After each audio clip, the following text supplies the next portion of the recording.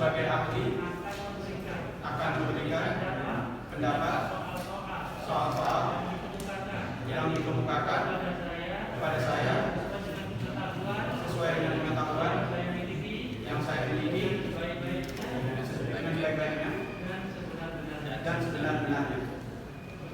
Saya bersumpah sebagai ahli akan memberikan pendapat soal-soal yang dikemukakan kepada saya sesuai dengan pengetahuan yang saya miliki dengan sebaik-baiknya dengan sebenar-benarnya.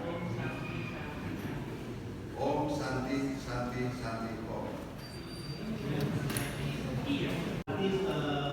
Yang cukup terlebih dahulu. Jadi tidak bisa yang melihat dalam proses rule of law apapun itu audit itu masih bersifat interim atau masih bersifat masih memerlukan tindak lanjut. Maka yang mulia kalau audit keuangan itu kan masih bersifat interim sehingga tidak dapat audit keuangan itu jadi dasar untuk dilakukan penyelidikan maupun penyelidikan karena masih memperoleh tanggapan 60 hari kerja dan masih memerlukan tindak lanjut sampai siklus anggaran di tahun depan. Itu ya. Ada audit yang sudah dilakukan oleh BPK, BPKP, Inspektorat, dan kemudian ditemukan tidak ada masalah. Lalu kemudian muncul audit tandingan lain menyatakan itu bermasalah dan kemudian menjadi due process of law, itu bagaimana menurut? Audit yang terbelakang sebelum sesudah itu harus menyampaikan bahwa dia menggunakan standar metode apa. Jadi dia harus memperhatikan pemeriksaan yang dilakukan sebelumnya dan itu dikomunikasikan yang mulia kepada auditor atau hasil pemeriksaan sebelumnya baik kepada BPK, BPKP atau Inspektorat Jenderal supaya dikomunikasikan. Kalau tidak yang mulia berarti kan ada kekurangan standar atau prosedur dalam mengidentifikasi hasil pemeriksaan. Jadi harus betul-betul semua sinergis yang mulia. Apalagi kan kalau keuangan negara standarnya itu yang mulia standar di BPK bukan mempunyai standar sendiri. Gitu ya. Tadi ada beberapa hal yang menarik yang menarik kami untuk mengulas kembali. Yang pertama terkait dengan audit investigasi. Apakah ada perbedaan mendasar antara audit investigasi dengan perhitungan kerugian keuangan negara? Turunannya adalah salah satunya dia menghitung kerugian negara. Jadi yang dia audit investigasi itu awalnya pertama untuk melihat apakah kegiatan pengelolaan keuangan compliance to law and regulation. Jadi melihat apakah dia taat pada perundangan. Kalau misalnya ada penyimpangan atau ada perbuatan hukum baru ke identifikasi perhitungan kerugian. Jadi dia harus hanya satu tahap, dia harus dua-duanya gitu ya. Oke. Kalau demikian apa? Yang disumpah. Tidak ada kata-kata kewenangan, hanya di Undang-Undang 15 pasal 1 ayat 1 saja. Nah, apakah badan-badan lain boleh? Silakan atas nama yang punya kewenangan yaitu BPK.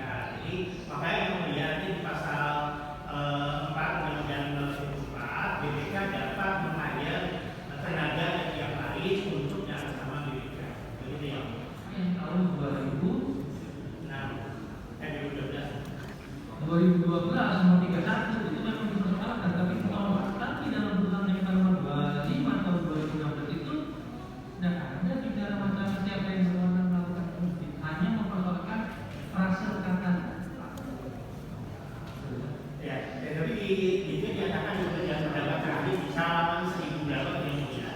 Di situ ada dinyatakan bahwa dengan Undang-Undang 13 tahun 2012 yang mulai pasal 20-nya menyatakan bahwa aktif itu hanya untuk pencegahan pengawasan internal, sehingga frasa kemudian Bukan kaitannya dengan kasusnya, saya kan posisinya saya diminta untuk menjelaskan putusan Mahkamah Konstitusi yang nomor 26 khususnya tahun 25 ya tahun 2016 yang di sana dikatakan bahwa dapat merugikan keuangan negara itu sudah dinyatakan bertentangan dengan konstitusi kan. Karena itu harus diartikan bahwa kerugian itu tidak boleh lagi bersifat perkiraan, tetapi harus pasti jumlahnya. Dan yang menghitung itu adalah instansi yang berwenang, dalam hal ini BPK atau akuntan publik yang ditunjuk. Jadi bukan akuntan publik tok, tapi akuntan publik yang ditunjuk. Siapa yang menunjuknya? Tentu yang institusi yang berwenang itu. Gitu. Nah, itu yang saya terangkan tadi. Oleh karena itu ya tidak bisa itu ditetapkan sendiri. Masuk BPK bisa? Hah? BPK selain akuntan publik? Kalau ditentukan sendiri misalnya di luar BPK, BPKB atau itu. Nah itu yang saya tegaskan sih dalam Seperti tadi yang dibahas. Kalau berbeda halnya dengan tahun sebelum diundangkannya undang-undang tentang administrasi pemerintahan, tahun 2006 itu kan putusan Mahkamah Konstitusi itu masih memungkinkan orang didakwa dengan tuduhan korupsi kalau ada potensi kerugian keuangan negara, itu yang potensial loss. Ya, itu tahun 2000. Nah setelah tahun 2016 lewat putusan nomor 25 tadi itu konstruksi itu tidak lagi dipakai karena sudah bergeser. Mengapa bergeser? Karena lahir undang-undang administrasi pemerintahan. Karena kemudian disesuaikan juga dengan undang-undang tentang perbendaharaan negara. Kemudian ada juga undang-undang tentang Badan Pemeriksa Keuangan. Dan yang terakhir, Indonesia kemudian meratifikasi International Convention Against Corruption. Dengan penyusuan itu semua, maka kerugian keuangan negara itu nggak boleh lagi aja kira-kira. Harus sudah bersifat pasti jumlahnya.